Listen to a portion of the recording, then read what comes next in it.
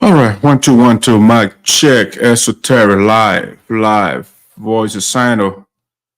Hello, hello, hello, hello. Mic check. Hello. Let me see. Voice of SINOE. Hello, hello, hello, hello. Mic check. Hello. All right. Hello, hello, hello, hello. Mic check. Hello.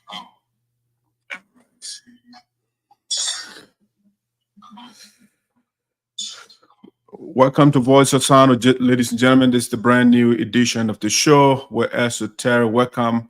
The first person, please don't hesitate to share the link for us. Let me do a sound check here. I'll do a quick entertainment and we'll start the show. Let me do a sound check here. I'll do a quick entertainment and we'll start the show. Let's see what I got. Some music here, entertainment wise. Let's see. Do I have something?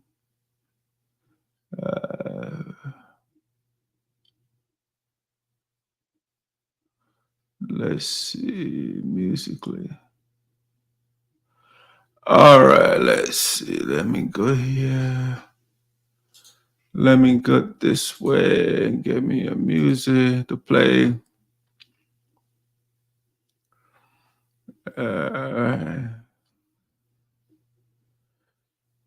This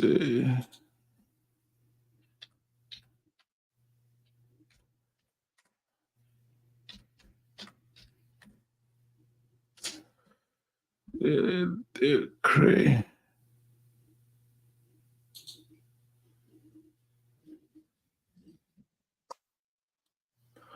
All right. All right, guys. Let me do some little entertainment here while I share the show for us. It's peace time. Big one is a bright Hawaii. Come on. I'll bring you peace. Town of County. Rise again. Once upon a time, in SINOE country, there were total peace and harmony for everyone. There were good love, togetherness. Now the countries were moving forward. Story, story, story. I'm bringing you story, reason. Story, story, story. I'm bringing you story, reason. Education. There were lots of companies in SINOE country, and job opportunities were flowing there yesterday. Because the crew and a support were living like brothers. There was intermarriages too. Yeah, the poor people, all of we are one know. Tribalism, another women. So let us come together, and live in peace. If we stand as one, we will right begin. Yeah, I'm in Jenny, I'm in Sapunia. I want you, I want Gary. Oh, I'm in Jenny. No, I'm in Jenny, I'm in Sapunia. Now I'm in Jenny. Then what the watch went there? What you got? Oh, now I'm in. I want you. My SINOE people, let me hear yes. Listen where I shall proceed. Cause Eddie gets easy. There was peaceful coalition among the support that you put with Congo.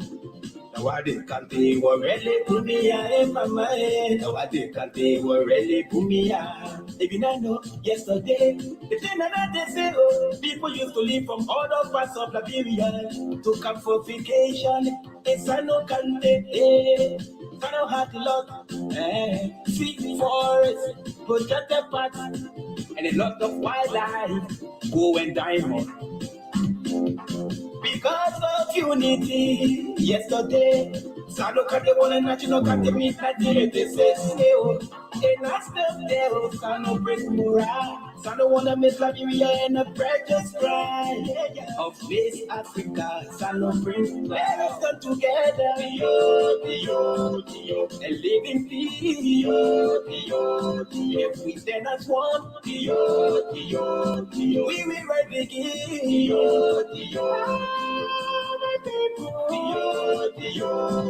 This is the way. Don't ever live it. Forgiveness.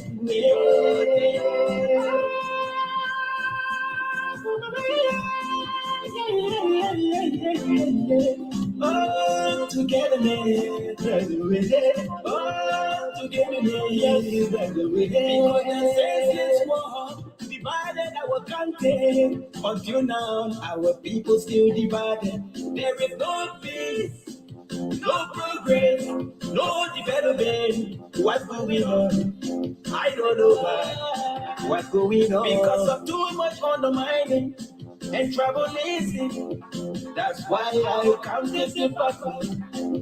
That's why I people also politicians always misleading, ruling their people, suppressing the culture liberals every day. Because of this unity, the foreigners getting richer, while the souls in the earth are getting poorer.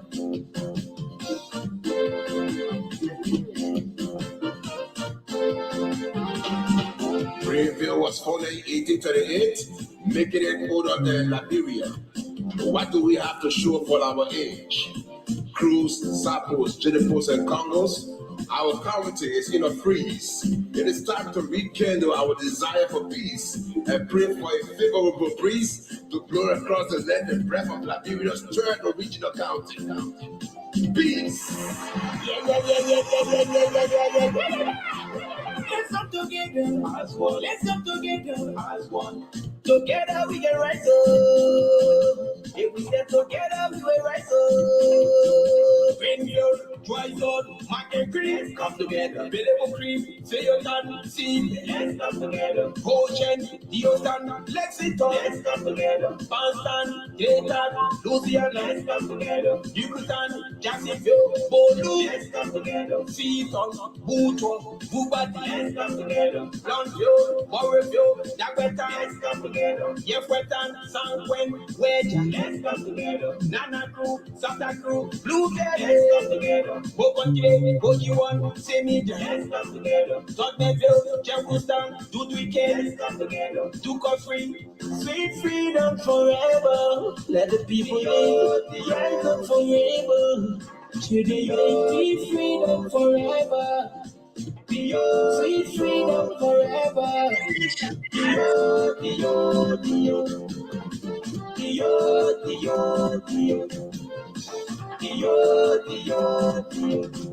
Claudio, they are noir. There's no kid. I said, whoa. I don't know. I did it. Claudio, I did it. I did it. I put a bow. I did it. La vida for I say one. She has said one. La vida as I go. I don't get bro. Nemenjo, then I will say, and what's the dead and I'm Blacota. I'm on yet to the tap to ever no dead well. I blow my brand too. I'm a crying, I is upon your son, I'm a dead well. I come back to dead well, my sloppy too, sloppy bearing yamu. Not crying, I mean, I is upon your son, I mean, you what do it. No, I think they were really put me out. If you don't know, yesterday, the thing that they say, oh, people used to leave from other parts of Liberia to come for vacation. It's a no country, it's a no hard luck. See forest, go shut the parts, and a lot of wildlife go and die more. Because of unity, yesterday, Sano Kate one national academy at the and I still there, Sano break Mura. Sano wanna miss Liberia and a precious cry of Miss Africa, celebrate. Let us come together, and live in peace. If we stand as one, we will rise again.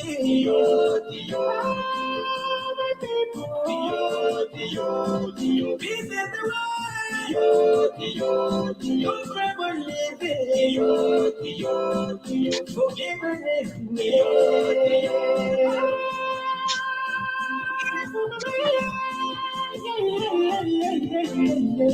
Oh, togetherness, that's the way. Oh, togetherness, that's the way. Because the senses war divided our country.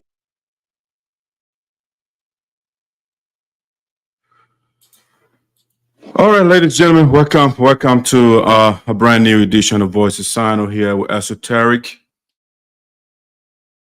from the DMV area in the United States of America. A wonderful day to be back here with you to have another good conversation. Our guest should be here with us shortly. Let me check a link here quickly and make sure we are good with sound.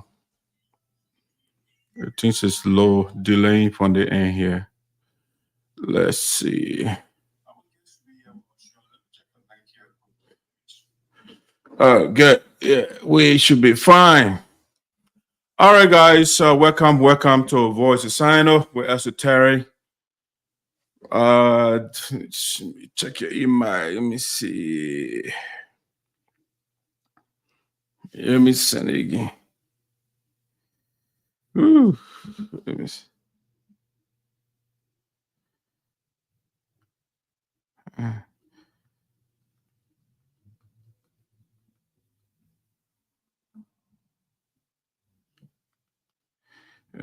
Hello, guys. Let me see.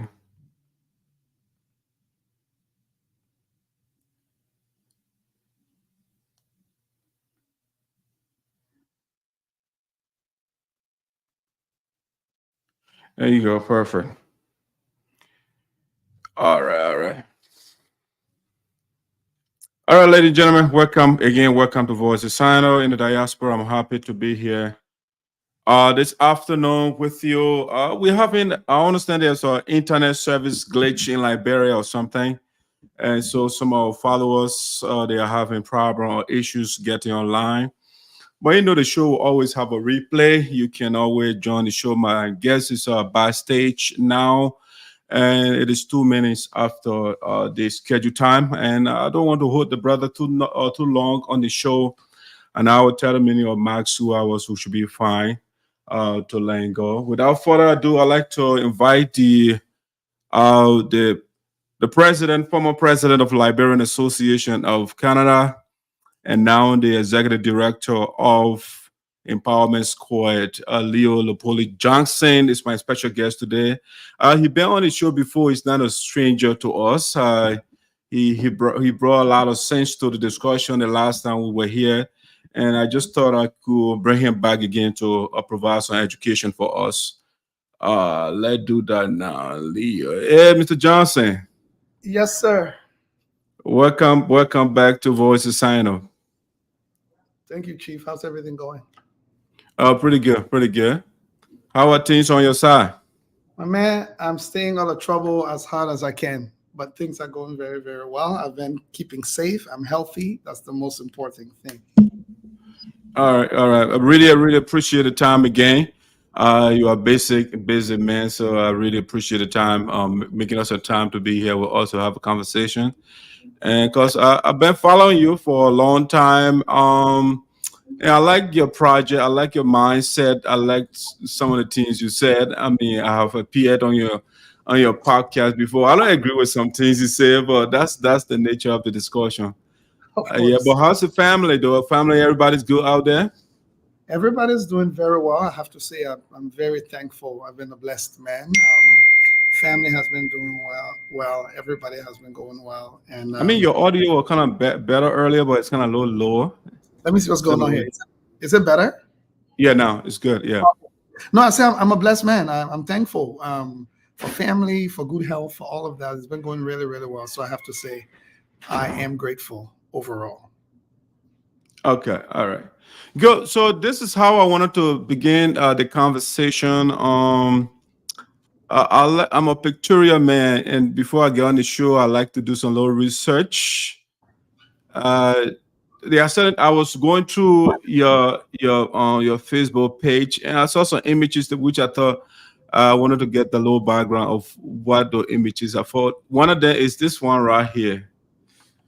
I saw this little man as a girl picture. So I Yeah. just want to know why you posted it though. I mean, what is it for? Does it mean anything? Yeah, it's a girl picture. When I'm in Liberia, I usually like to use simple symbolic things to show people the value of places that we go. Because, many times you hear Liberians say, oh, Liberia is a trash, nothing goes on there, or whatever that is. And I'm like, talk in context, right? That place you call in trash, if you had not traveled to be in the United States, that would have been your home. But the people who stay there, who still do their best to enjoy everything Liberia has to offer despite their difficulty. And there's no better way to represent it than this innocent child who has the opportunity, despite all the hardship in Liberia, can pick a juicy mango fruit, we call it plum, and enjoy herself having it. For you, that's not important, but for her, that's the world. And that is the context I'm trying to provide. Liberia may look like trash to some people, but for some people, Liberia is the whole world. And for some people, Liberia is all they've had. That's where they've grown up and done everything to be able to change the world right from in Liberia. They didn't go anywhere. So context for me is important. Find your context, work with it, but let's not trash where we come from. Okay, but what part of Liberia was the picture taken, In Painesville. Okay. So pretty much in the capital city of the country. So what does it say about people in the rural areas? It's worse. And I was about to say, obviously we know how it works when you go outside of the urban areas in Liberia. But hey, that's our reality, right? And all you can do is you have to realize that the first step to getting better is acknowledging your reality, being humbled by it, and then working your way out of it. Not just repeating the fact that it's bad and it's horrible, but what can you do about it? Okay, Leo. Just wanted to start on that note, but my followers again, I think they're having some internet issue. I'm told in Liberia. I have my co-host, two persons from Liberia. They are not on here today because of the service problem in Liberia. So that's why. But I wanted us to people that don't know who Leo Johnson is, at least to kind of do an introduction of who Leo is so that they can know who you are. Yeah, I'm just sharing it as well to my feeds here. So Okay. people who don't have it might be on here as well. So Yeah. let me do that. Okay, that's done. Yeah, no, thank you. So my name is Leo Likpele Nupolu Johnson, son of Liberia, split right in the middle from Bong and Lofa County. Lofa County, Bong County, we're right on the border there in Salaye District, spilled over. Yeah, but like many Liberians, grew up in Liberia until high school and then left Liberia during a famous 1998 crisis, September 18. Ended up in La Côte d'Ivoire, did what I could do there on a refugee camp, graduated from high school there in Danane from St. Jean's. And then the Ivorian War started in 2002. We ended up in Ghana, the Buduburam refugee camp, lived in Ghana also for another, I think, 4 years or so, a little over that. And then ended up in Canada as a government-sponsored refugee in 2006. And ever since I've been living here, done my post-secondary studies here, university studies here, including many other things. Have built a life for myself here and have continuously done what I could do to support Liberia, which is our common patronage, and we are entitled to do what we can do to support. All right, excellent. That's great. So, Leo, I'm interested in what is Nupolu? What does it mean? So Nupolu in Pele means, in simple English, would be behind somebody, but supporting someone. Nupolu is that you're supporting someone or you're behind someone. Okay. So you are the support for us? I hope so, but it's not an easy role. It's not an easy role to have. I mean, you try to avoid the role, but you are, based on what you are doing, at least from my vantage point, you are excellent support for us. All right. Another thing too, I think I saw it on one of those live feed yesterday, and later on you made a post as well. And I just thought, okay, I mean, what's up? The guy must have basically was thinking the same way or something. Yeah. So let's see. This is what I was talking about. This right here. It was heartbreaking for me when I saw it. And you too, you posted it. I think it was a graveyard in Central Monrovia or somewhere. Center Yeah. Street. Center Street. It's Okay, one yeah. of the most historic burial sites of African Americans, Liberian, Liberians. It's a historical place, the famous Center Street Palm Grove Cemetery. This place has some of the deep history of Liberia buried here. Some of the most famous people you could think about, early people coming from the Caribbean, the United States to Liberia to settle, including Liberians as well. Unfortunately, and esoteric, this place is right in the heart of the city. You know, there are some remote. Yeah, I lived around there before. Exactly, in a village or so. So I would say that to have it in this state of disrepair, and this didn't start a short time ago, though. This has been like this for a long time, and nobody cares. And this says a lot about the state of mind of where our nation is. That nobody cares about it. We drive by it every day. Our leaders drive by it, and not a single person thinks there's anything that can be done or should be done about it. Yes. So I mean, I don't know what's leadership will have in the country. They can't take care of these things. Like, I don't know. But again, I like the fact that you flag it. I saw it as well, and I just thought I could also bring it up on the show. Okay, no, I flagged it because sometimes we forget that these are the simple things that we don't need an international community for. These are the simple things that we ourselves can do something about, but we sit there and allow it to go into absolute disrepair. And then people make the excuse that, oh, we didn't get money, oh, we didn't get this. I agree, but sometimes there are just things we can do for ourselves that we don't need anybody to do for us. All right. Okay, Leo, wonderful. Let's get to the major thing that I call you here for today is the Learning Center that you constructed, or your organization constructed in Liberia. But before we get to business again, I'd like to quickly get the video out here.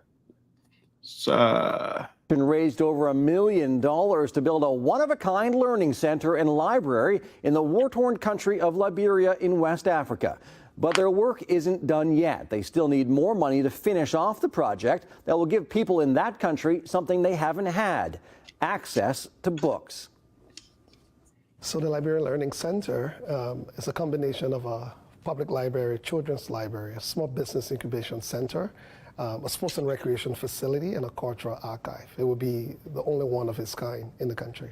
Leo Nupolu Johnson says it's taken 15 years of work to make this dream a reality. In essence, it's taken an incredible amount of work, first of all, to convince people that this was even possible.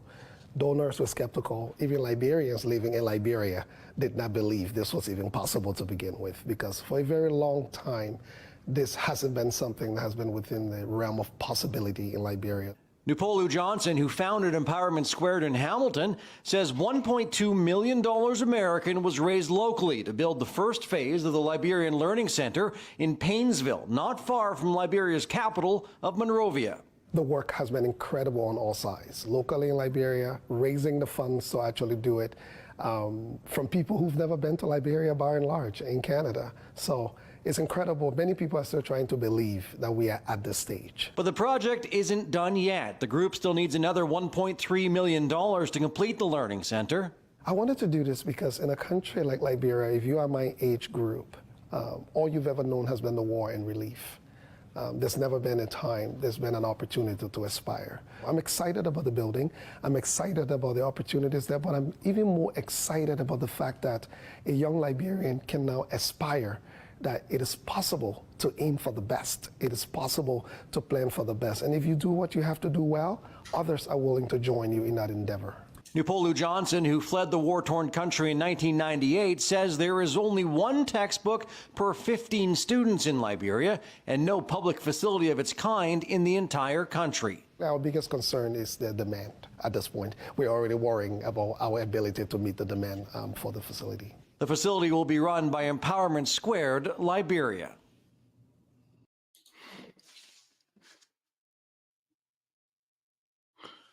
All right, let's see. All right, Leo, that's that's the video that I just thought it was poignant, going on the Canadian network to talk to the people. I mean, market your ideas. That was excellent. But Leo, there are a couple of things that I took from that video that I want you to explain. First of all, when you talk about small incubation center, what is that? Thank you. So in North America, actually, they have them. They call them business incubation centers. So these are for aspiring young entrepreneurs. So for example, you might have a small business person doing their little business in their bag, passing it around, but they don't have the money to afford to pay for an office on their own.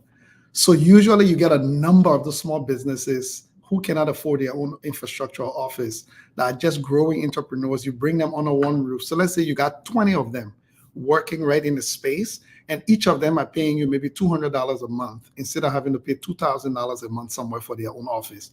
But for that $200, they get access to internet or the entire facility, everything that comes with it. But you can then start to provide direct training for all of them combined, whether it's around financial management, whether it's around setting up your financial systems, customer service, all the different type of trainings that you need for aspiring entrepreneurs to grow their business.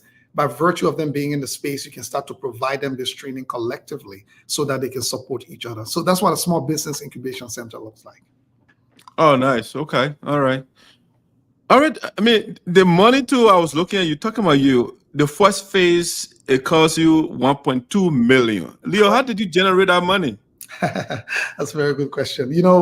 Fundraising is not a thing in the Liberian community. And I say that because most of what people usually do, I don't really call it fundraising, because fundraising I didn't know this myself, that there is a science to it. It's not just about going to people asking them for money. There's actually a science to how you do this. So it's a combination of things that brought the money. A big portion of it has been individual donors. So people committing from your $100 to your $300,000. And then we also got some foundational support. So the Rotary International Foundation put in some money. But I spent the last, I would say, 10 years of my life navigating the fundraising space, including getting professional training, mentorship, and then just going out there and doing what I do. And successfully, people often say Liberians don't give. I hate, but I disagree. It's not true. In fact, if you know what you're doing and understand the science of fundraising, Liberians are actually very generous people. And I can say that because 2 years ago, we had our first fundraiser in Liberia to raise $50,000 US. And guess what? We raised 59,000 United States dollars in one night. So yes, we've raised most of this money. I would say probably 80%, 75 to 80% from individual donors, and the rest of it from like foundations, like the Rotary International Foundation. Okay. All right. Yeah. Wow. Okay. So those individuals you're talking about, from 70 to 80% of those individuals, they are based outside of Liberia or in Liberia? I would say of that number, I would say probably 80% of that number of individuals are outside of Liberia. Like I said to you, the first major fundraiser we did in Liberia was 2 years ago and raised 59K in one night. But the rest of them are donors from Canada, the United States, and include Liberians as well. So the amount of 1.2 million, how long it took you to generate that amount? I would say, because what people don't understand about these projects is raising the money, not the last phase of it. The amount of work you got to do to get to raising the money is incredible. So we spent the first 6 years just researching. The first 6 years, the quality of the data we needed, because there's no data when you go to Liberia. Everybody know everything, but I can tell you in your mouth. There's really no proper research data in places to find. So we went to 13 of the 15 counties in Liberia, everywhere, from Grand Juda to Nimba to Lofa to Maryland. We were there. We talked to women group, youth groups, chiefs, elders, those up to President Ellen Johnson Sirleaf directly. We took that data back. It took us 6 years to do that, brought back the data and dissected the data to develop the project. So the actual fundraising, the reason I'm saying that to you, because I don't want people to think that the fundraising starts when you start asking people for money. It starts when you have to acknowledge all the work that has to be done. Because if you go to somebody to ask them for $500,000, for example, that person is going to ask you the type of technical questions that you need to answer. And that answer has to be within that data of research that you've brought together. So the actual fundraising going out, I would say, took around 5 years. Because the thing about major gifts, we call them, for somebody to give you $500,000 from their bank account, it takes you about 1 year of back and forth, providing them the information, because some of the questions they bring to you will take you 4 months to be able to answer properly. And And it goes back to them, and then when they send it back to you, sometimes they want to review your last 7 years of audited financials. Do you have 7 years of audited financials? They will come through that 7 years and then pull up questions that you then have to go back into your 7 years audited financials to answer them. So it takes about a year to really get somebody to that point of making a decision as to whether they will give you $1 million or no. So I'll say it took us around 5 years to raise the money we've raised so far. Okay, so but when you were doing your navigation around the country, you talk about data, though. I mean, what sort of data did you gather? I mean, explain it when you say data. So the McMaster University in Canada was really helpful to second their research department to help support us in this process. So that data included, first of all, what did we want to do? Did it make sense? When I went to Liberia, the goal was to build a library.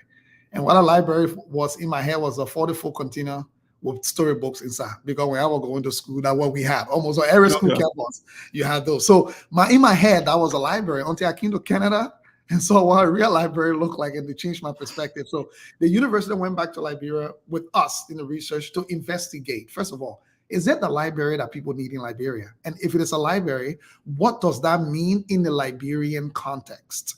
Because just because you have a library in Canada does not mean it's the same thing when it comes to the context of Liberia. So to answer that question, we needed to go across the country. And then the kind of data we're looking for, people tell you a lot of things, right, when you talk to them. But you have to look for the top 5 that emerge in almost everybody you talk to. There were certain repeating themes that people were actually giving you. So those top 5 themes, we brought back almost 1 terabyte worth of recordings and notes and stuff that we took. The research department of the university helped us to comb through it to pull out the top 5 things we were hearing from people. And it is those top 5 things that went into what became a learning center and not a library anymore. The library, like, they're one piece in a learning center. You got a small business incubation hub, you got a sports and recreation facility, you got a cultural archive, and you got a dedicated children's library. Okay. So, Leah, I'm eager. So when I listen to you, I kind of get new information. So when you say 5 top things, what we do? Number 1 is safe space for educational activities. We heard stories of even girls telling us in a countryside with young girls getting raped for trying to find electricity at night to study. Because usually the one man in the town that get current over his fence, the kids will try to navigate it at night when they come from selling, to go and study, because that way you got light. They don't have electricity. We heard that. So safe spaces for just gathering, and for like, if you wanted to just read, maybe you're someone who sold all day, and the only time you get to study that between 6 o'clock and 8 o'clock in the night, you don't have current. You know what that feels like. One. The other thing we heard also, for example, was just around access to education materials. It was not about the lack of schools. There were actually enough schools in most of these places, but no education materials, no books. Go to the University of Liberia. Some of the books on the shelf are from 1989, 1994, 1995. These are books that are not used in any modern educational setting. They're not even useful there. So that was one thing we heard, the access to educational resources and materials, for example. And another thing we heard also was access to just general literacy and education. You have a country where most people did not end up making it to school because of the war. They're not going to go back and sit down in your typical classroom, to go back from grade 1 all the way to grade 12. How can you make educational materials accessible to these people so that they too can become literate? The goal is not for them to get PhDs. The goal might just be for them to just be able to write their names, read their names, and have basic literacy. And then we heard about young professionals in the country. A lot of organizations, small nonprofits, doing amazing work in the country, but no capacity, no training for them to elevate that, including for-profit businesses as well, small entrepreneurs, and hustling every day. How do you bring something as simple as financial literacy and training to these guys to be able to start accessing international grants outside of Liberia? I'm just giving you an example. Now, they did not articulate it in this way. They articulated it in their pins and agonies. So the researcher's job is to now say, okay, what is that person actually saying by young girls getting raped and they're looking for light to go study or nowhere to go in Liberia? Unless you got a church that you can go to, there's really no safe. It means you need a space that has the ability, the equipment, the resources, and the safety to attract people. So that's how we dissected the research to get to where we got. Nice. Okay. So, Leah, I'm eager to know, though. You talk about people that are not literate, for example. Why people that are not literate, that cannot write the name and stuff of that nature, why they need a learning center, why they need a library? If the person cannot read and write, why they need a library? Yeah. And that's the irony of it all. Because to be able to read and write or learn it, you need the access to the resources, right? You no longer have the capacity to say you open school in Liberia to bring people who can read and write to teach them. Guess what? You got smart resources like videos, right? Like games, like literacy programs, for example. Esoteric. Somebody in Liberia can say, you know what, I will run a women literacy program at night, and the women can go sell in the day from 8 p.m. to 9 p.m. at night. A simple literacy program teaching them just how to write your name, the basic alphabets. So this is not like a school thing that you gotta go learn social studies, science, history, math. It's just general. Even in North America, Esoteric, we are running literacy program for people who did not make it to school to become more literate, or newcomers and refugees coming. So imagine in a country like Liberia that the school system, entire education system was interrupted for that long. So the literacy program, first of all, is to make the access to resources part of our culture, because for a long time, that's not part of our culture. There's nowhere you go for resources. The teacher get a book, the photocopy in pamphlet, they make you buy it. Only those that get money that can buy the pamphlet. What are the pamphlet correct, the pamphlet lie, the pamphlet that aren't true? You own your own, that's why you learn. So how can we make it a culture in Liberia, making education accessible, and not just only those that go through academic school got access to education like we see in the West? Okay. All right. So, ladies and gentlemen, our special guest is Leo Johnson, the Executive Director of Empowerment Square. He's based in Canada. And we are talking about the Learning Center. He said we shouldn't call it a library. As a matter of fact, it's a comprehensive learning center. It's comprehensive. It covers everything. So Leo, another thing in that video that I took from there, you were able to muster, you were able to generate 1.2 million to get the first phase going. But now the second phase, you're talking about 1.3 million. How do you hope to generate the next amount?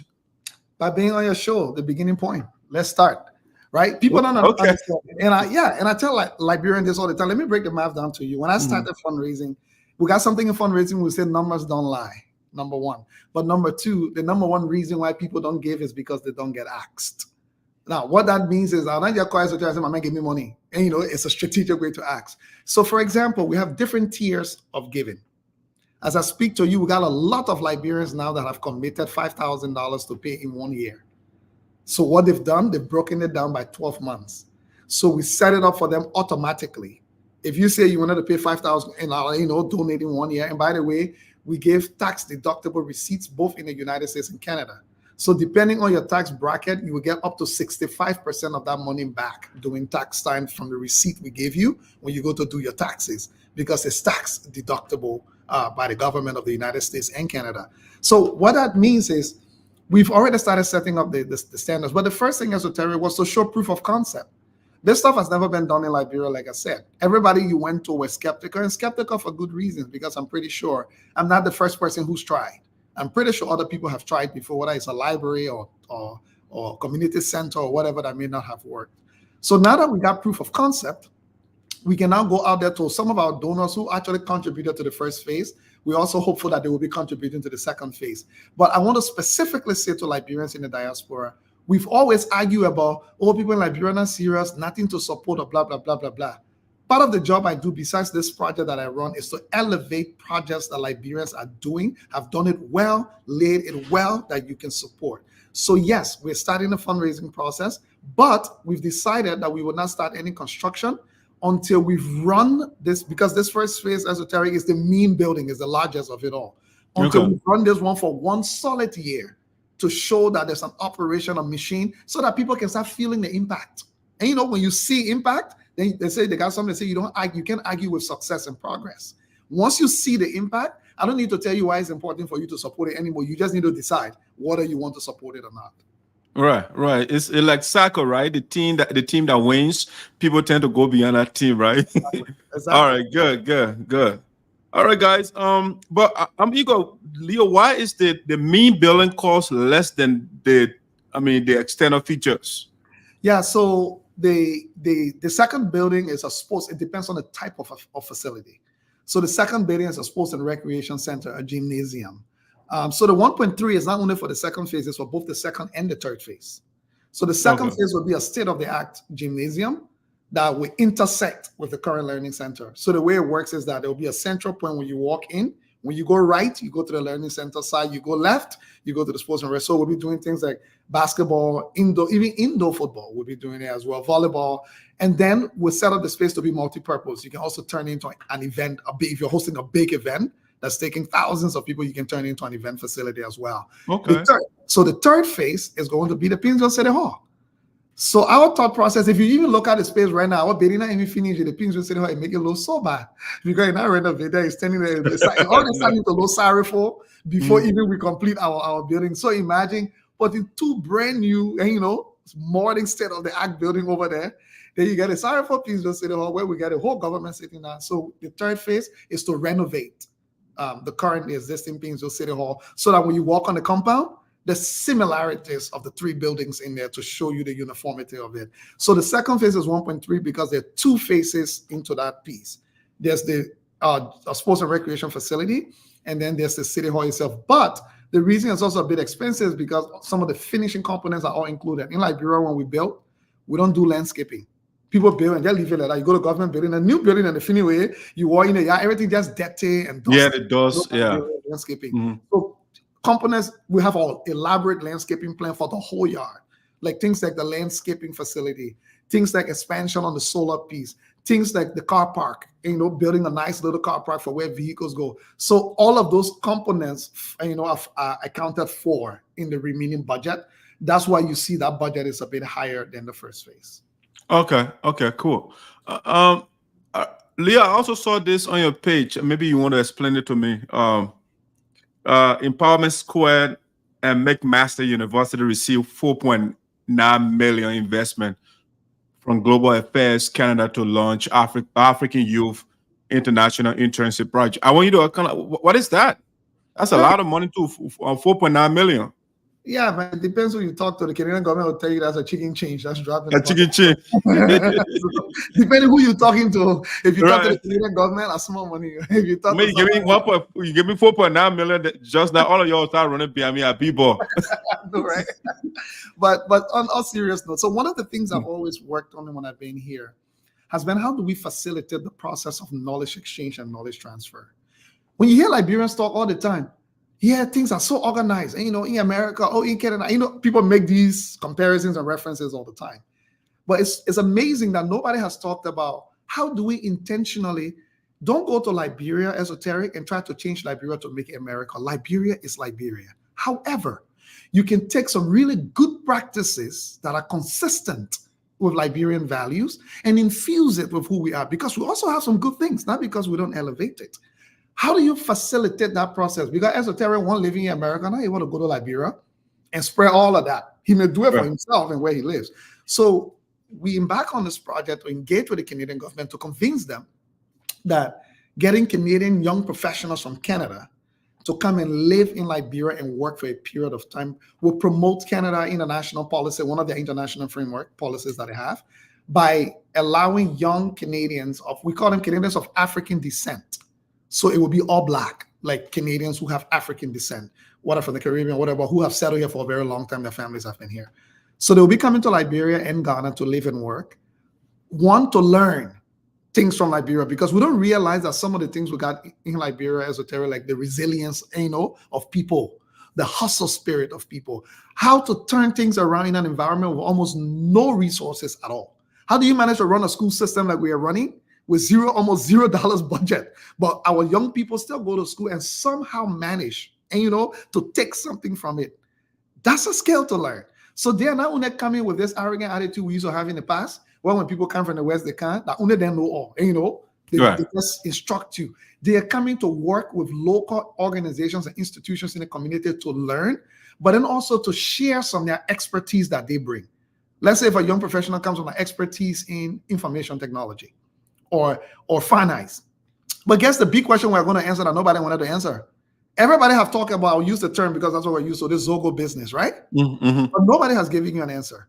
So what we're doing, like, bro, with this project for the next 4 years, most of the people coming will be people with research background, because what we want to do, we want to look into how grassroots community-based organizations, who are the ones really responding to the Zogo crisis right now, how can we strengthen them at the system level by mobilizing the resources that is required to mount a national effort across the country to tackle this drug addiction and mental health challenge that we see in Liberia. So what that does is every year we'll bring 15 interns that will work. Where they stop the next year, when the other group comes, they continue the process. They don't start something new. So think about this. Every year, we bring 100 grassroots organizations from across Liberia that are running rehabilitation program or running some type of intervention program.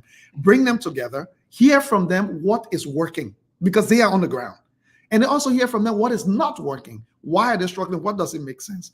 That research, guess what? When it's done, the Canadian government is going to adopt it because this is a Canadian government-funded program, which also means then it automatically qualifies for funding opportunities, not just within Canada and within the international community, because when Canada elevates something, being a key player, that means it's been validated. So you can use it as an opportunity to say we want to apply for $25 million for 5 years to build the capacity of grassroots organizations to mount a national campaign, national effort.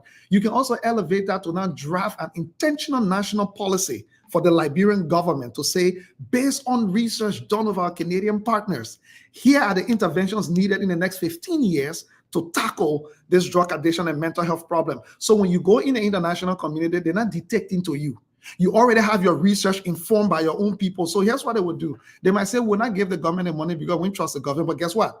Any organization they're now funding, your local organizations can also qualify to get access to funding to deal with this issue. Oh, wow. Leo, did you go to school to learn all of this? It's a mixture of the school and the hustle. That's what it is. But to be frank with you, I've also had some really great mentorship. I've had the opportunity to have some world-class mentors who have walked me through, but also building an organization like this in Canada for 17 years to get it to where it is now has taught me a lot of lessons. Okay. All right, so Paul, you said the program. So the program, you also spoke of maybe somebody will criticize you and say Leo is targeting people with African descent. So the man, it's not like gender, like you say, racially balanced. You know. So why?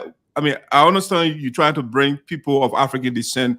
Why not incorporate the various races, though? Let me tell you why. Right. No discrimination. I've done the research work. Right? We are targeting some of the most marginalized populations to begin with, who often have been marginalized historically. So people of African descent, fine. That's just one portion. Empowerment Square has defined where it want to work. We're not able to work with all populations. There are people who only support indigenous communities, right? That's the scope of their work. In the West, in Canada, for example, you don't go say that thing what we can do in Liberia. You form one charity, the charity is doing healthcare, doing education, doing feeding children, it's doing single mothers, it's doing single fathers, it's doing everything. It doesn't make sense because first of all, it's impossible to say you have the expertise and capacity to tackle all of that. So what we do here in the case of Empowerment Square, we research, evaluate capacity. But one of the capacities we've evaluated is so that the experience is culturally relevant. Let me give you an example. If I leave from here with 15 Canadians who are white people and show up in Liberia, first of all, there's an immediate culture shock from the local population. Esoteric, I don't need to tell you, you're from Liberia. You know how it becomes. People will culturally engage them differently. Let me give you an example. When I go to Liberia for this project, my few trips, I usually go either a friend, a colleague, or two who are volunteers who choose to come. One of them comes with me regularly, Mark Stewart. Whenever we go, when we go to places, guess what? People race past me and go to him. They assume that he's the boss. He's the guy. And he would tell them, say, I am a volunteer, the person who actually called the shots on this radio. Guess what they will say? They would think he's deflecting because he doesn't want to talk to them. Oh, wow. Guess what? Because he's white. Let's be honest, right? That's the context we have. But guess what? When I show up in Liberia with a bunch of culturally relevant looking people who are just black like you, unless you really start to talk to them, you don't make any assumptions right away. Some of them might even be able to melt in and, easily melting without you even realizing that they're not from there. So for me, our goal here was to also make sure there is cultural relevancy rather than preventing from us getting the proper thing we want to get to, because everybody fascinated by the white people. So they're only telling them what they want to hear rather than allowing us to get down to the real crux of the matter. Okay, that's deep. So Leo, let's get to the features of the building, the learning center. I mean, you use a big word, that comprehensive. So That means it comprises of different things. So let's break it down for us. Plenty thing inside. So let's start small. The first thing I will talk about is the sustainable construction that happened. So in Liberia, first of all, everybody they're building concrete jungles. So what you'll notice in Liberia, when you turn any air conditioner off in any building, my brother, it can get hot in 10 minutes. Generally, the air conditioner when I on, it can turn to fire. Because we come to the West and see the way people build, we just go and copy it. So cement is not the best material for building in Liberia. Cement is a terrible conductor of heat. So because of that, cement actually attracts heat. It holds heat. In the West, when you see people built with cement and the way they do, because you know, it says more of the time, that cold we're having. So they get to build with materials that are able to do temperature control in that way. We got something we call earth compressed bricks in Liberia. Many people calling it Firestone brick. No, the brick we're using are not Firestone brick. In fact, the way Firestone did it is so horrible because they knew they're not building it for themselves. They were building it for tap water, and so they use a horrible technology on it. But let me give you an example. If you go up interior esoteric, those little round houses how people can build with the mud. It can be hot outside like fire when you walk inside, my brother. It's as cool like you have air conditioning on it. Anyone who in the village, and I get no air conditioning inside, but it's just cool. It's because the earth material that we use, we call it earth compressed bricks. It's a very good temperature control material. Number two, if you mix it with the right component, it's 2 times stronger than what cement can actually give you. Number three, it allows you to waste less materials because what we're using has the holes already drilled in the bricks in a way that as they're building, they're running the cables and the piping. So you don't finish building, you see cable hanging everywhere from the wall. The cables are run all in the wall, the pipings are. So they got to finish building and start cracking the wall to run the other cable that's already ran in the wall that comes. But number three, beautiful temperature control. What it does, it blocks the heat from outside during the day and keeps the inside cool. And then in the night, it dissipates the heat. It's just designed to actually be done that way. It's fireproof. Very little fire damage can occur, right? It's dirt. And other areas will burn, but most of the building structural unit is fireproof. Number three, it's mold resistant. Go to Liberia. Just 1 year, any building, you'll see the mold all on the side of green agile in Liberia. Because we are right by the Atlantic Ocean and people take for granted what the salt does. The sea breeze, the Atlantic breeze. So it's mold resistant. Number three, guess what? It's dust resistant also. Esoteric, the thing already read. There's no amount of dust that you can put on it. In fact, the more dust I get on it, the more beautiful it gets. And it doesn't require any paint. It has a special coating that you use on it to give it a shine that you see. And you need 10 years before you have to redo the coating again. So that y'all can do like, bro, every Christmas season, you're going to repaint the whole place. Look at the ministerial complex. It looks like it's been there for 30 years. Yeah. You know why? Because, again, the same concrete jungle they built and the sea breeze not playing with it. They're eating it. Every time they paint it, it can just fade it up in the twinkling of an eye, right? And let me give you another piece. So the temperature control is essential. Let's say you turn the air conditioner on and you cool the room down for 2 hours. When you turn it off, it holds the same temperature for up to 4 hours without you needing to turn on any air conditioner. So it reduces our power consumption. Another piece, independent power supply. LEC trouble and not small trouble. We all know it in Liberia. So the first line of power supply is solar. It's not LEC. Okay. Yeah, the reason that is in Liberia, people got solar panels there, right? But nobody got the storage station. And in Liberia, you got a lot of sunshine, so you're going to produce more power than you need. So in the West, the grid is sophisticated enough that if you get solar panel, you produce more power than you need. The country actually buy it from you. They buy and feed it into the grid. We don't have that in Liberia. So what happens is we're building a mini solar station. So as the panels collect power, let's say we got too much power than we need, it stores it into the power station battery cells. So let's say something happens, everything go off. We have enough power to run the building for multiple weeks at a time from stored solar power that we already have. So that's one piece. The second piece we have, the second layer of electricity would be LEC. So let's say solar don't work, LEC don't work. The absolute last solution is a diesel generator. So the goal is that the building would never go off at any time. No matter what's happening in the country, the building will always be on. The second piece is the water collection system. We got rainfall, abundance of it.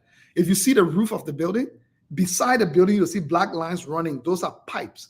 We built an underground water system that takes up to 100,000 gallons of water. So whenever it rains, the roof is designed to channel the water straight into the underground water system, and then the machine pumps it up to be used in the entire building. We also got a backup, which is a well. digging an additional well. Let's say for some reason it never rain like Liberia, for a period of time, no rain coming, the well pumps the water into the tankers on the ground, and then the tankers pump it up into the building to be used. Again, when Liberia water and seawater, we will take it. But before it get there, when it go off and not go off, we will have water. Another component to also be aware of that we're actually using is that we're using what we call the use of spaces in a very smart way. How do you design spaces to facilitate air control?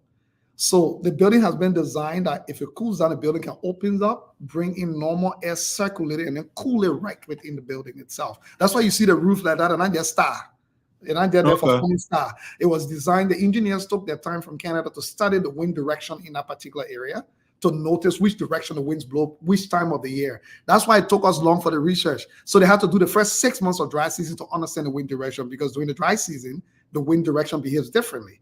During the rainy season, the wind direction behaves differently. So how do you capture both to know what to do? The rising of the sun, designing the roof in a way for natural light so that you don't need to turn the light bulb to 4 p.m. in the evening based on how the sun is moving overhead until it sets in the evening. So I can go on and on. Those are just some of the main components I'm giving to you. Yeah, that's a lot of thoughts you guys put into that. That's pretty good. Well, you turned the key of the building over to the president. Does that mean it's for the government, or I mean, who is going to run it? So what we've done with the government is that, first of all, we did a lease, they call it a land hold lease agreement, right? For as long as the building is around. So 100 years, whatever it takes. What that means is this building, Esoteric, and not Leo personal library. So when people were like, oh, go buy land to put, I'm like, no. Because if it is for the public, because I'm raising public dollars, right? I'm just the leader of the project, and I'm my personal money going into it. Guess what? You put it up, and that's why I encourage most of my brothers doing public projects to start copying that example. You put it on private land tomorrow, God forbid something happened to me, my family people take it because of their inheritance. Or one day I get crazy too, I decide I won't go on my own, I go rogue, I see the library, I mean bidding on my private land, I take it. No, if it is a public facility, then it has to be on public property. It can be on no private property. Because here's what happens. People say, oh, the government corrupt. It doesn't matter. You don't need to give it to the government. So we went to the government and say, you know what? We will help you out here. We'll draft a partnership agreement. You own the land. We don't own the land.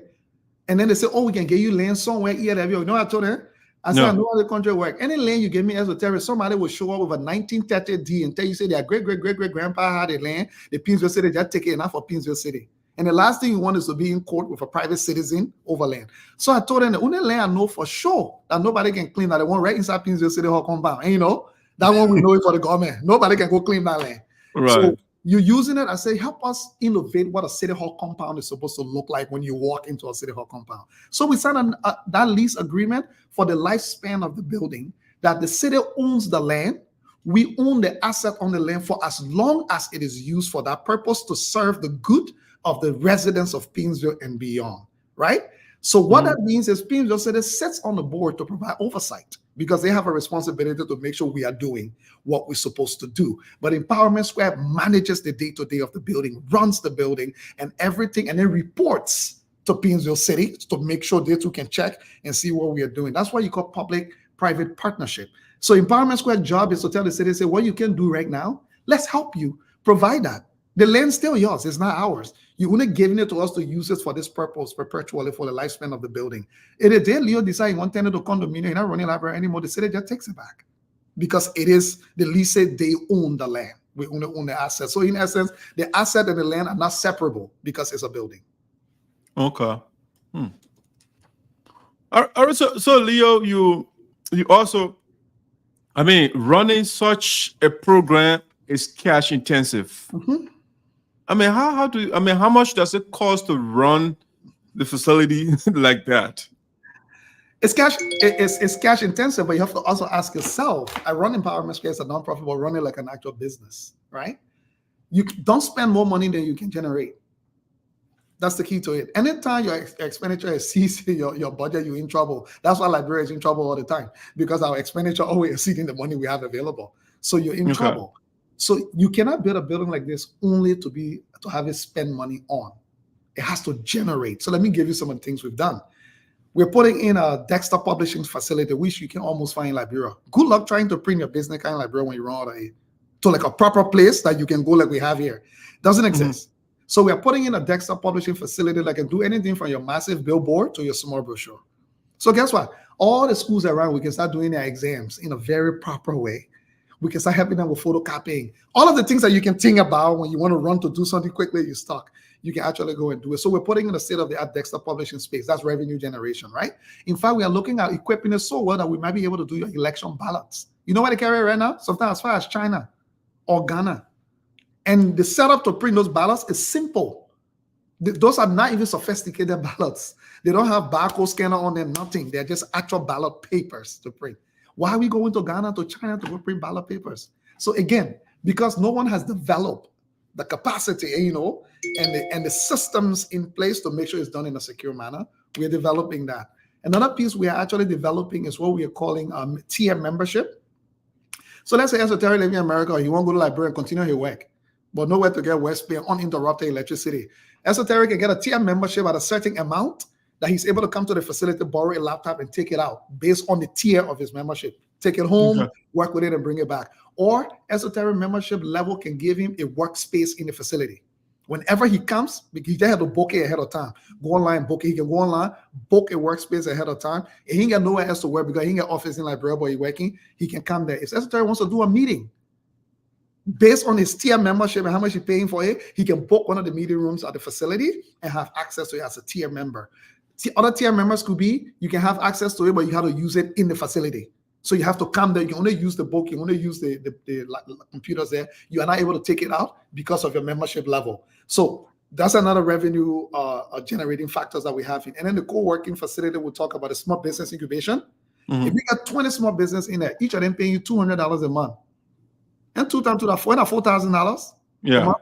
Again, and then we're looking at actual purchasing of academic or educational materials. So licensing of materials, almost becoming like a bookstore where we are now able to be accessing book, even ordering books for people in the country who got the money to. People in Liberia have the resources to buy books. It's just not available, right? You also become that. Then you look at opening a mini cafe, right? That's I'll be your first customer, man, when I'm in Liberia because I order book. I mean, like, there you go. Every pay period. There you go. So think about how many people here could be buying books for their children or their nephews or their nieces because they now have a system. They don't have to worry. They just have to go outside, pay for it. We will facilitate getting that because one of the things I didn't tell you, the Hamilton Public Library in Canada has officially voted and signed a sister library partnership. So any educational material you can access in Canada, you'll be able to access it in our facility. Oh, wow. Wow. So, but Leo, what I heard from you right now, those are ideas that you are playing with to implement, right? But in the meantime, while you are tussling with these ideas, what is the actual budget right now that you're using to run a facility? So they're not running the facility yet. The facility just being built. So the annual budget we are projecting right now for running is around $150,000 to $175,000 a year. Okay. So salary, staff. So the full operation of the building, when does it start? We are expecting the doors to open December 6th to the public. We'll be having a big celebration for the opening of the doors. The construction is about 90% complete, which is why we dedicated the building. We expect the construction to be done by September. And then all the shipment of materials and stuff that need to go in the setup of the information technology structure. As we speak, we've already identified the first 3 potential staff that we'll be bringing to Canada for experiential learning. So they'll be here for 2 months working in the public and academic library system to get a learning around how does a facility like this even run? What do you think about when you wake up in the morning? One of them would be in information technology. One of them would be in general facility management and administration. And one of them would be in library science. So those are the 3 key areas you're going to need. All right. So that means you will be hiring people, right? Of course. Yeah. So those people, are they going to be Liberians or you're going to import them from Canada to come and work? Nobody, all Liberians. That's why I said we're already bringing the first 3 Liberians to Canada. Okay. The first 2 months of experiential training between the university and the public library system here. They will be here in Canada, living and working every day to see how shadowing, like one of them will be shadowing the CEO of the Hamilton Public Library to see what it looks like every day when you come to work on a facility like this. One of them will be it's a librarian. I wouldn't call their name, we've identified them already. They will be here working with the librarian in the library. They'll be getting experience in 2 libraries because a public library runs separate than an academic library. So they'll have the experience in an academic library at McMaster University and also have the experience in a public library in the city itself. So they're coming with multiple capacities by the time the training is. So one of them will be information technology, who will also be grounding to know what does it look like, the type of systems that would need to be deployed in the facility to cater for all of the things that we are talking about. You spoke of the tier system or tier membership, right? So how do you do the classification? I mean, in terms of dollar amount, who will be at what tier? Like, how much you going to be paying cash? So we're just doing the math right now. We haven't landed at it yet. But for example, you could have a tier membership of somebody paying $100 a month, right? That give them. I'm just calling random amount yet. We haven't done the numbers. That give them the full suite of everything. Meeting rooms, taking laptops away to take it home, you know, to do their work, free printing whenever they need to print something and come to the, like your full premier suite. It's like your full premier suite. Then you might get your $50 one, and you know, less benefits as a result. You might get your $20 one. You might get your $10 one. And then you might come to students where you say 500 Liberian dollars for students because they don't have the kind of money. Which is pretty much you are charging them what, $2, right? And then you decide on a month. So you have a card. We're not doing cash. You have a card. When you come and you pay your member, you get that card. Everything is loaded on that card.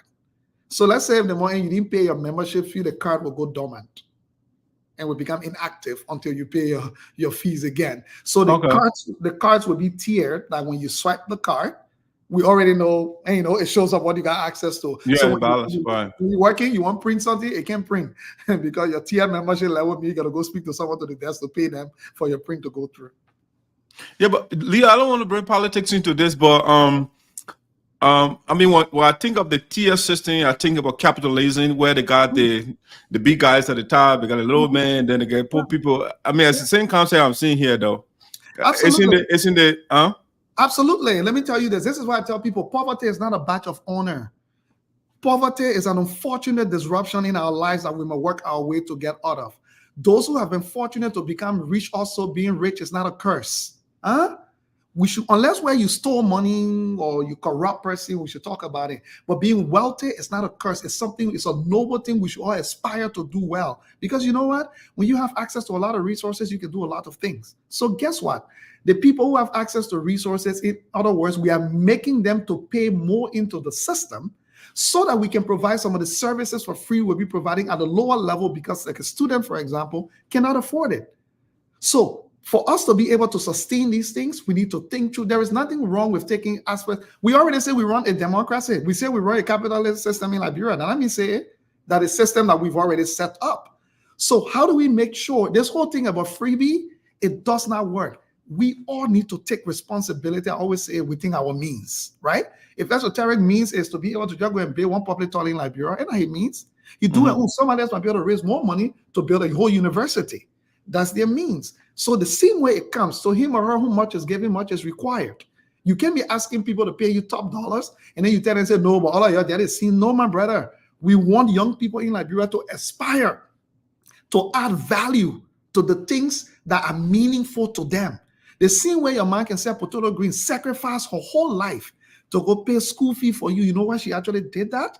Not because she couldn't do any other thing with the money or food, not important, but because of the level of value that she added to you going to school, that's why she was prepared to go hungry. So if education is important, esoteric, if education we are saying is the greatest liberator of all, then we have to be willing to put in, to reflect that value of what we are willing to do for it, then hope that somebody can just hand it. This is no relief. The war is over 20 years now. This is planning. This is investment. Because you know what?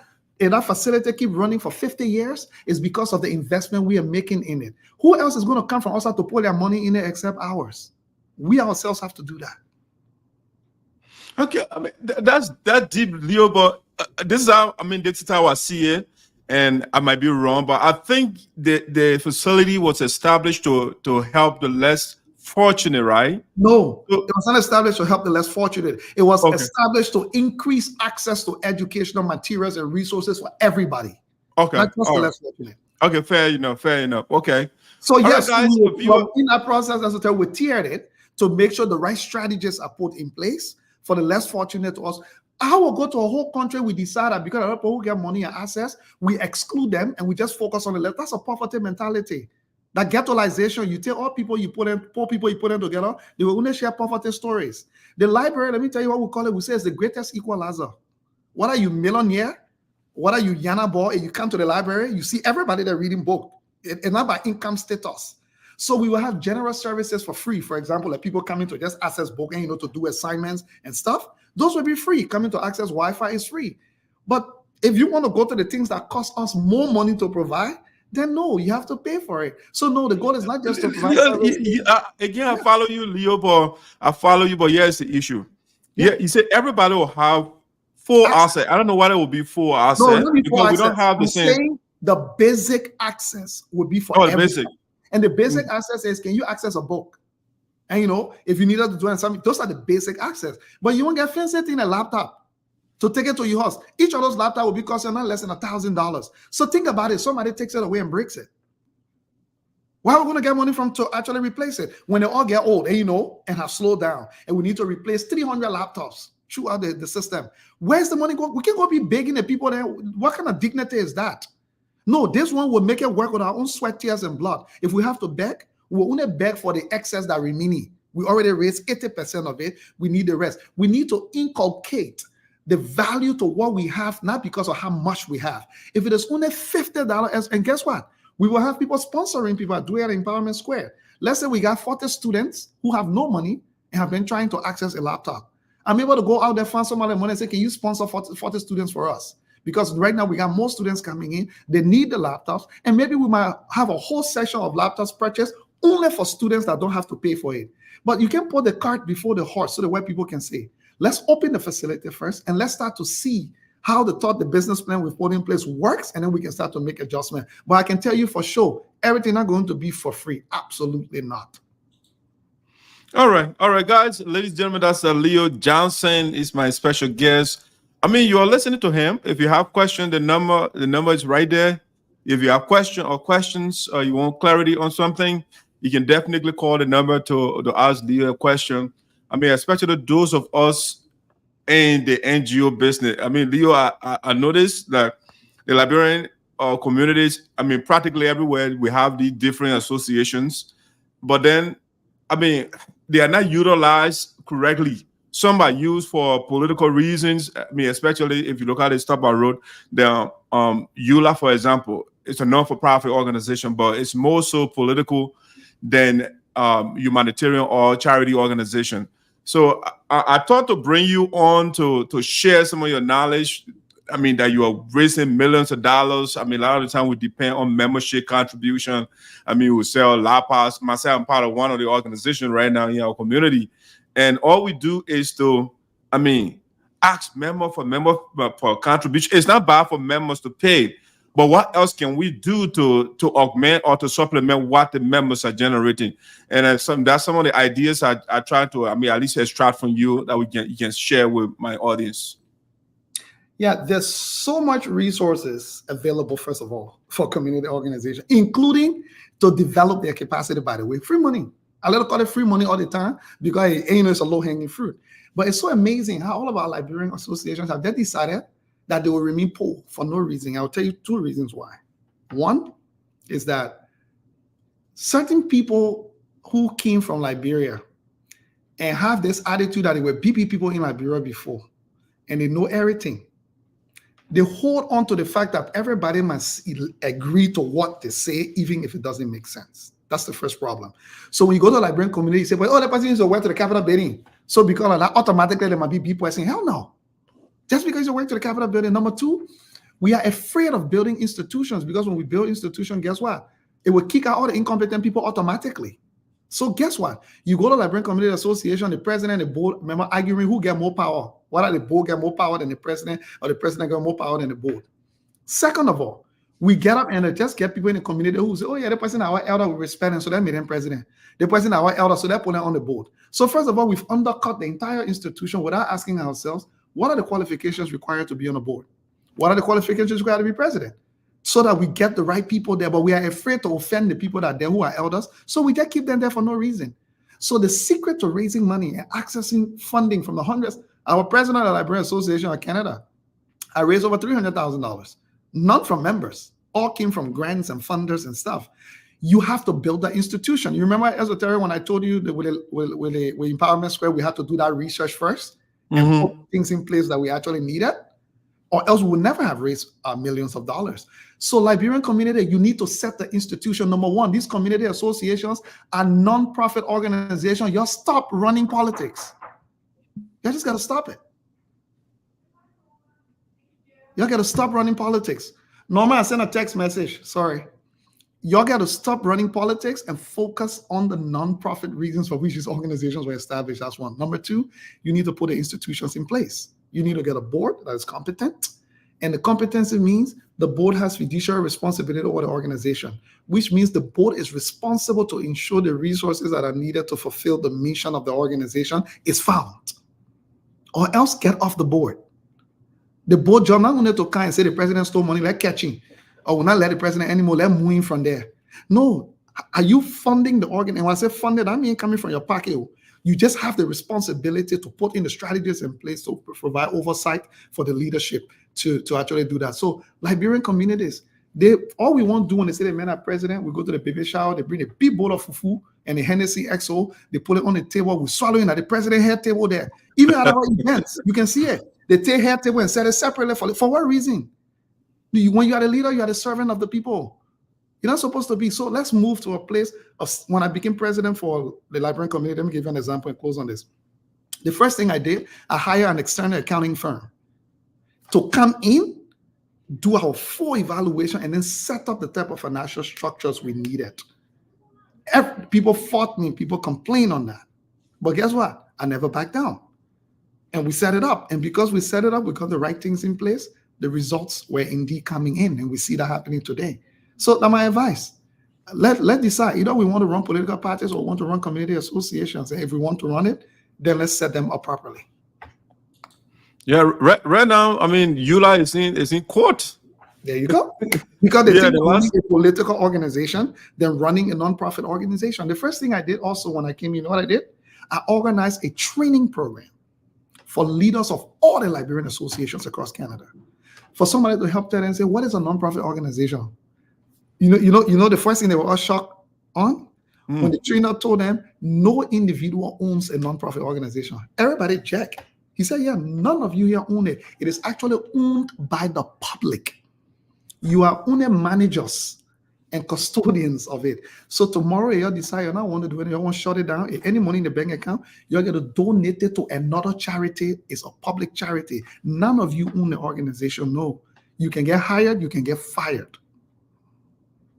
Wow. So Leo, Empowerment Square, though, you say you've been running it for well over 12 or 15 years. Yeah. How many staff you got?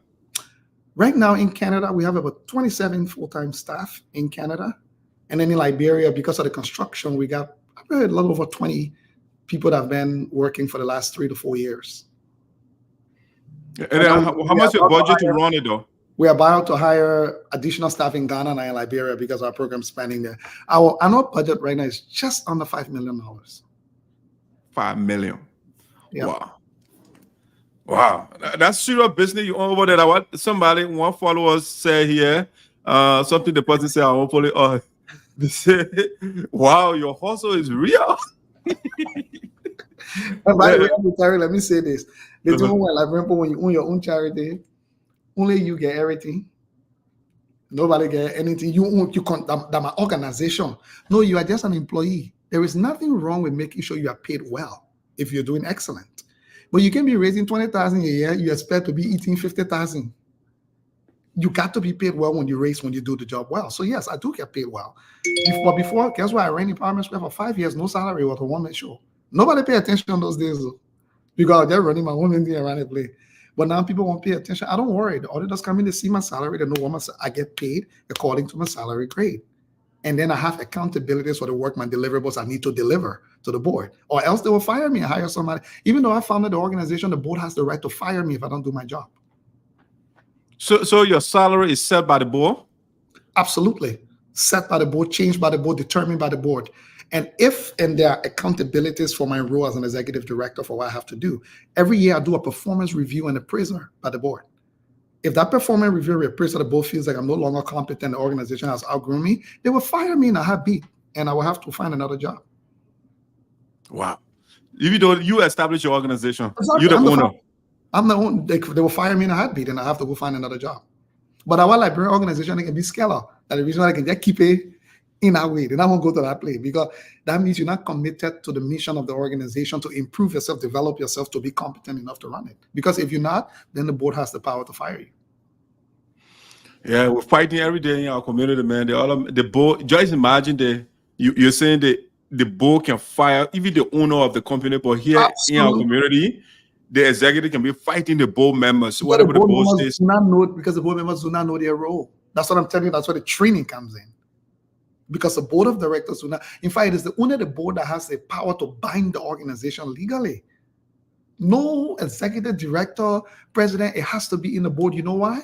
Because the board are the only people who don't get any direct benefit from the organization. Their role has to be 100% voluntary.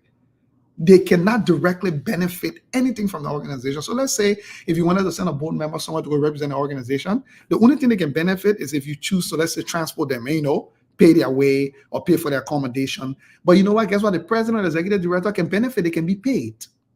That's why the organization structure gives the board that authority, because they don't have any direct financial incentive. They can't benefit anything legally on paper. So you haven't given your board member the money unless you're a for-profit organization. If somebody reports you, your registration gets revoked and you'll be investigated because that's illegal. So Leo, explain to me, so for-profit and non-for-profit, what's the difference? For-profit is when you start your own business, you go find your own money or people who trust you to get you the money, and you decide you're making your business to make profit. You won't gain personally.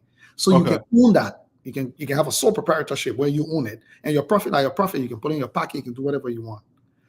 Non-for-profit is that it's not your own dollars, it's public dollars, including taxpayers' money, that you are getting for the sole purpose of charitable objectives entirely. So no, even an organization raised 500,000 more than what you needed a year, you can't pocket it, you can divide it more yourself. It has to go right back into the organization programming. Okay, so in other words, because you are talking about the empowerment square, the facility that you build in Liberia, you have different things where people will be paying. Isn't that for profit? Absolutely, non-profits can make profit. The difference is that it can. Isn't that contradictory? No, it's not. When they say not-for-profit, it means the profit cannot be for an individual. It still has to be for the public good. Okay. For profit, when you make profit, you, the business owner, that your personal money, you can choose to put in your bank account. You can, or if you have shareholders that invested in your business, you can distribute the profit with them. So in for-profit business, board members get paid because it's for profit. It's for their personal benefit. That's what they're investing in it for. Okay. In a non-for-profit, you can make profit, but that profit goes back into the organization mission and objective for the public good and not for your individual use. So to be clear, you say for profit, the board members can be paid? Yes, board members can be paid in a for-profit. So the not-for-profit, the board members don't get paid? No, absolutely. I sit on a few corporate for-profit boards. I get paid. In fact, some board meetings, big corporations at SC Johnson is $25,000 per sitting, per board member.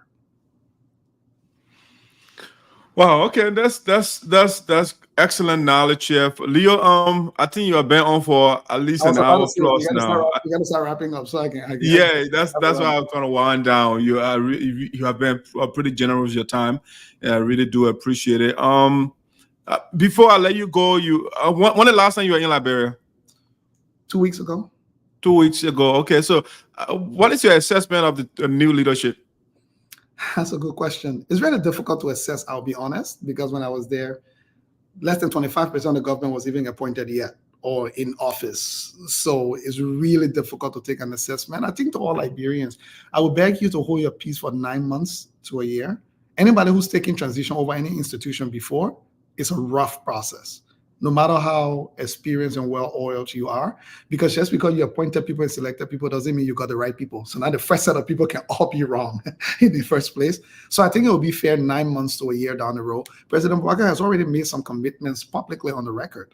So it will only be fair to start taking evaluation now of those things that he's committed to on the record 9 months to a year on the road. But I would say, even if Jesus are going to be president for Liberia, I wish the president good luck. Liberia is going to be a tough cookie no matter who takes over, period. So I tell all Liberians who have this unrealistic expectation. Like a country with a $500 million budget, with big hospital, big road, big school, big education, all of it. Good luck with that. But who knows? The government can do better in managing the current resources that we have and then innovating how we can do more. So, hey, President Bouaka has the mantle. So I would say 9 months to a year would be fair to start doing some evaluation rather than doing that now. Oh, excellent. So before I let you to give your closing remarks, you were talking about training people earlier. So does your organization engage into online training of people that want to actually understand not-for-profit organizations? I'm in the US and countries around the world every 2 months to do training, except that no Liberian community is interested.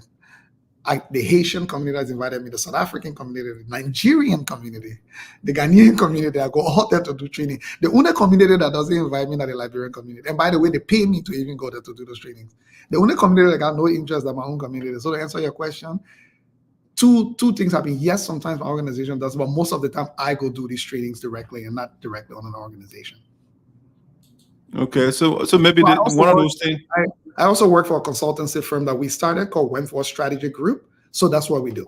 Everything from governance training to nonprofit leadership to all those pieces, startups for nonprofit and for-profit businesses. We do all of those trainings. That's one of the things I do. But only my Liberian people not get interest. I'm all in the US all the time. What is that? The prophet is not respected at home?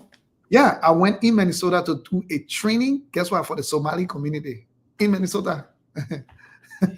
Wow. I see why the Somalians are doing good, because they have a whole Somalian mall over there in Minnesota. Because they set it up well. The money is there to access when you set up well. But you see that Liberian community, the moment we get someone 10,000, the fight that can happen with the 10,000, say the person gives it did not give you also anything. Leo, we just ended our own, not a couple of months ago, it was a serious fight in our community. There you go. I need to tell you so. All right, man, Leo, I really enjoyed the conversation. If you have closing thoughts, really, you can go ahead. Thank you so much. My closing thought would be, it's about time that we stop waiting for Liberia to be developed every 6 months. I mean, not every 6 months, every 6 years election.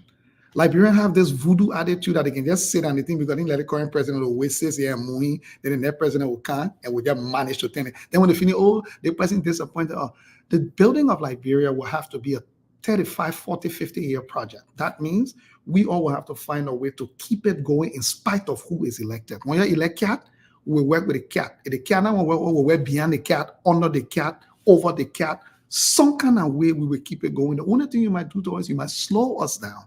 And that is the attitude I hope Liberians can adopt. No matter which political party you form, when elections are over, it's finished. Let's work with the president, because we can say how people will suffer and die because we're not let the president. If the president now we're behind it. The thing level Liberia, you look around, everybody got their own person sitting down somewhere in our government that they know personally. Find your little corner, find a person that can say, you know what, we'll fly below the radar, but we'll keep trying to help you, to support you. The project started when President said he was president. And I went to President, said he president, we are President Bouaka now. Did we stop? Guess what? I've gone to 3 city mayors as well, Letitia Reeves, Sivette Gibson, Penn Belcher, in fact 4 at the 4th mayor here now. And the project's still going on. That is the type of attitude we need to adopt. But thank you for having me. Well, Leo, you want to react to the person comment before you go? What is it? Leo, are you saying it's possible for an organization to handle all major social needs, meaning when it comes to child's health, education, physical appearance, and more? Absolutely. It is impossible. I can tell you that firsthand. Because sometimes the things you need to do to focus on education directly will undercut the one you need to do to focus on healthcare. And the detail with which you would do it will be limited because there's something called capacity. Think about governments, right? Let's use the US government, which is one of the biggest, if not the biggest in the world. The US government still hire USAID, doesn't it? Right. Other aspects for it. Even governments go and contract, consultants and contractors to bring them in. So if you want, I'm not saying don't do what you can do in countries where there are no resources, right? So you're supporting everything. But if you want to be effective and do well, it's impossible to say you can do all at once and do all at the same quality level. If you have an example of who has done it before, please let me know so I can learn from them.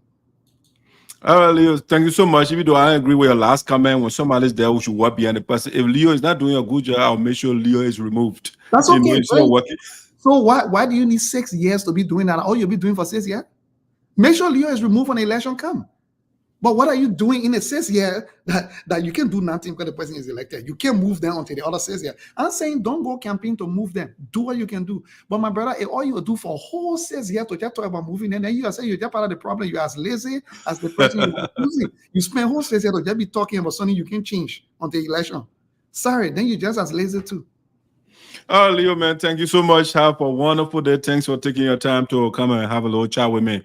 All right, man. All right. All right, guys, that's Leo Johnson, our special guest for this edition of Voices SINOE. Like I told you, we're going to be bringing great thinkers, great minds to the show as we, that's our new approach now. So next week, we will also be here to bring you another guest. Maybe, hopefully, if things goes well, we're trying to bring somebody who is religious. We want to bring a religious person to have about a little conversation, a religious conversation. And so we're going to reach out to a couple of people that we think would be willing to, that will bring our sense to the discussion, that, like Leo did with not-for-profit organization and stuff like that.